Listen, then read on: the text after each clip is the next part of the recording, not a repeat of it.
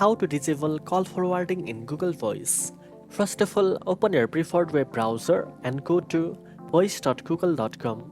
Make sure you are signed in with a Google account that has call forwarding enabled. Once logged in, tap on the gear icon at the top right to access settings. In the settings menu, scroll down to the call forwarding section.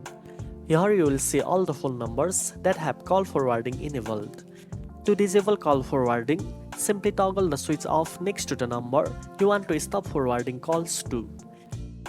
If you have multiple numbers set up, you can disable forwarding for each number individually. Once disabled, calls will no longer be forwarded to the selected numbers, and your Google Voice account will ring only on your main account or device. Now you know how to disable call forwarding in Google Voice. If you found this video helpful, don't forget to like, share and subscribe for more tech tips. Thanks for watching and I'll see you in the next one.